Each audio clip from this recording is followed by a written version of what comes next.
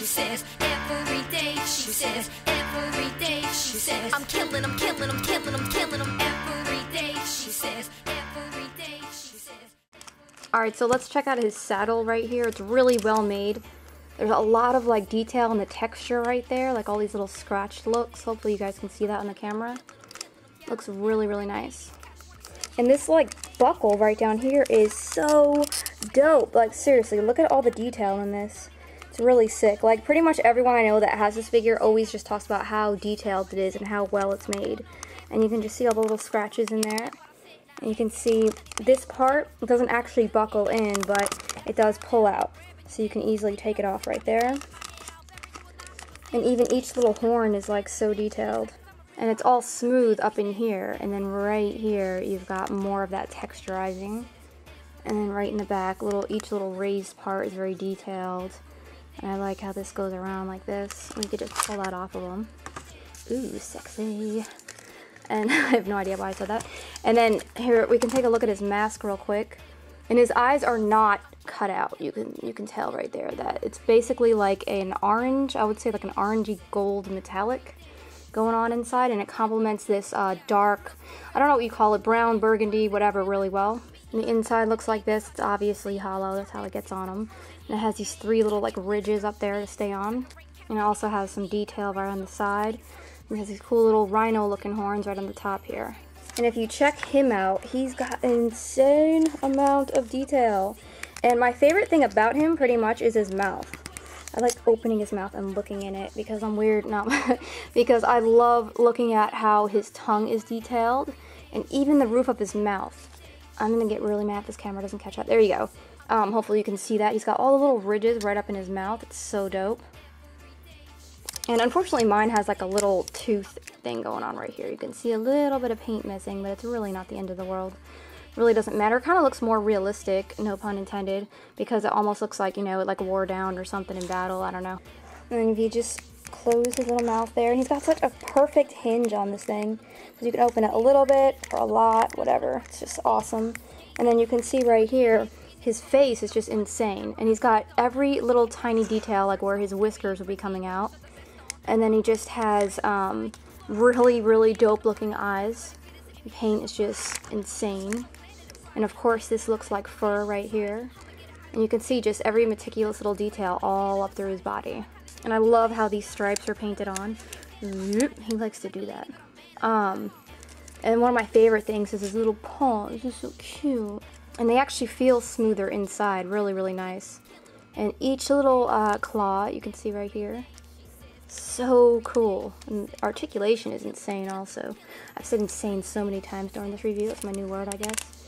And even his tail's got his little stripes, and then the little thing on the end right here. Alright, so as far as articulation, you obviously know his mouth, his head here. He's got a lot. I'm not sure how many points of articulation, but you can see how they worked this in there.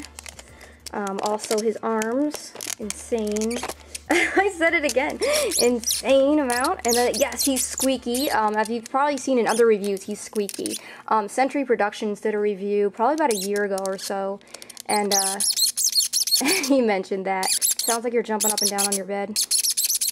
I don't know. Whatever. I don't know if you guys jump up and down on your bed, but I do it all the time. It's fun. Anyways, so yeah, he's got an insane... No, I'm just kidding. He's got a really dope... little joint right here, and I really like how you can really maneuver his foot and that thing won't stop squeaking. And then in the middle here he's got this, and it does go 360 also. And then right back here he's got some really nice really nice articulation. See double jointed knees, and it's just his legs right here, his hind legs. Whoa, his body's falling everywhere. And once again, he's got the articulation obviously in the other feet also, and he's really getting hard for me to hold. He's got tail articulation. How often can you say that? Really cool. He can wag his little tail. He's so cute. And I think I got it all. I mean, there's pretty much, you know, a lot you can do with him, so it's not like you're going to be missing any articulation in this guy.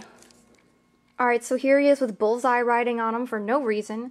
So it just shows you that basically any 6-inch figure would fit really well on him. Yo, and here he is with my girl Tila riding on him. And it kind of sucks I don't have any He-Man figures, because that would make a lot more sense. But she looks really cool on him, and I love the way that they easily just sit on there. Oh yeah, and they fall off too. But I think they look really, really cool, and this space is big enough for a lot of figures.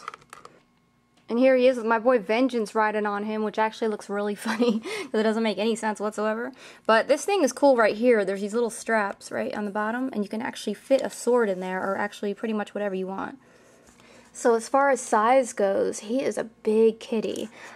He's probably about 12 inches, I would say. He's obviously the same size as Panther, if you have him.